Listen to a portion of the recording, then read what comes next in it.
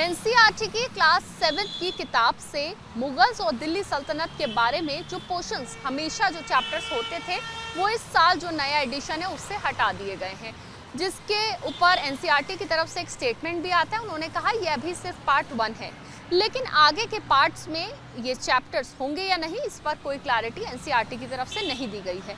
आखिर क्या प्रोसीजर होता है जब किसी भी चैप्टर को किसी किताब से हटाया जाता है एनसीईआरटी की, वो समझेंगे। और आखिर इसके पीछे क्या वजह हो सकती है ये भी समझेंगे। हमारे साथ वेद प्रकाश जी मौजूद हैं जो कि एनसीईआरटी में फॉर्मर रह चुके हैं, एक्स सेक्रेटरी रह चुके हैं और अंडर सेक्रेटरी, और सबसे बड़ी बात यह है एज एन एजुकेशनलिस्ट उनकी क्या राय है इस पर वो जानते हैं। वेद सर, मुझे ये बताइए कि क्लास 7 की किताब से मुगल्स और दिल्ली सल्तनत जो सालों से चैप्टर्स पढ़ाए जा रहे थे एनसीईआरटी की किताबों में, उसको हटा दिया जाना, किस तरह से देखते हैं इस चीज़ को आप? देखिए, मेरा तो व्यक्तिगत व्यू यही है कि इसको कम करना चाहिए था, हटाना नहीं चाहिए था। क्योंकि हम जब बच्चों को किसी भी चीज़ के कंपैरिजन के बारे में पढ़ाते हैं तो वो ज़्यादा अच्छे से उसको समझते भी और तुलना करेंगे तो ज़्यादा उसको मानेंगे भी।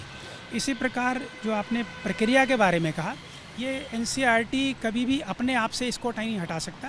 इसके लिए बाकायदा मंत्रालय एक कमेटी बनाता है और कमेटी में उन चैप्टर्स के बारे में बताया जाता है। उस कमेटी की अप्रूवल होने के बाद ही उसको, जिसमें कि बड़े बड़े एजुकेशनिस्ट हुआ करते हैं उस फील्ड के, वो जब उसको अप्रूव कर देते हैं उसको तभी हटाया या जोड़ा जा सकता है इसके अंदर। सर, एक सवाल ये है, क्या ऑब्जेक्शन आता है कुछ चैप्टर्स पे, उसके बाद ये फैसले लिए जाते हैं और ये प्रोसेस जो है वो शुरू किया जाता है, या किस तरह से, मतलब क्या ऑब्जेक्शंस के बाद ऐसा होता है?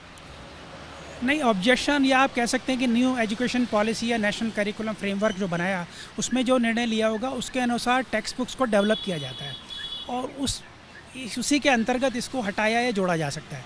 तो उस कमेटी ने इसको विचार किया होगा और उसके बाद इसको हटाने या कम करने का निर्णय लिया जाता है।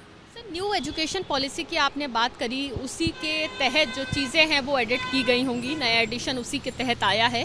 सर, एक सवाल ये है कि दिल्ली सल्तनत और मुगल्स के बारे में सालों से हिस्ट्री की किताबों में पढ़ते आए हैं सब लोग, लेकिन अभी उसको एकदम से ख़त्म करना और फिलहाल नई चीज़ें जो हैं वो जोड़ी गई हैं, जैसे महाकुंभ के बारे में दिया गया है, साथ ही कुछ और नई चीज़ें जो हैं वो, जैसे कि बेटी बचाओ बेटी पढ़ाओ जो एक बड़ी सरकारी पहल है उसके बारे में मेंशन है। तो नई चीज़ों को जोड़े जाना लेकिन पुरानी चीज़ों के अंश पूरी तरह से हटाना, इसको किस तरह से आप देखते हैं? नहीं, मैं इसको जोड़ने का तो स्वागत करूँगा, लेकिन मैं हटाने की जगह कम करने के लिए व्यवस्था पे ज़्यादा सहमत हूँ कि उसको कम कर देना चाहिए, लेकिन एकदम हटाना नहीं चाहिए किसी भी चीज़ को। क्योंकि अगर वो कई वर्षों से उसमें चल रहा है तो उसका कोई ना कोई मूल्य तो होगा ही, और बढ़ाया है इसको, एडिशनल इन्फॉर्मेशन हम दे रहे हैं बच्चों के लिए, तो बहुत स्वागत योग्य है वो। सर, क्या लगता है कि जो बाकी पार्ट्स आएंगे अभी किताब के, उसमें क्या हो सकते हैं वो चैप्टर्स जो हटा दिए गए? उसके बारे में मैं पूरा नहीं कह सकता, लेकिन हाँ, यदि कमेटी कहेगी और उसको मानेगी तो वो जोड़े भी जा सकते हैं, उसमें कोई वो संशय नहीं है। बहुत शुक्रिया बात करने के लिए। तो जो चैप्टर्स हटाए गए हैं उनको हटाना नहीं चाहिए, as an educationalist Ved Prakash ji का ये कहना है, लेकिन एक पूरा प्रोसीजर होता है, कमेटी होती है, वो तय करती है, उसके बाद ही किसी किताब में कोई अंश जोड़ा जाता है और हटाया जाता है। कैमरा पर्सन सुनील के साथ Madhiya, ABP news, Delhi. For exclusive and insightful videos, subscribe to our new channel ABP Live Premium.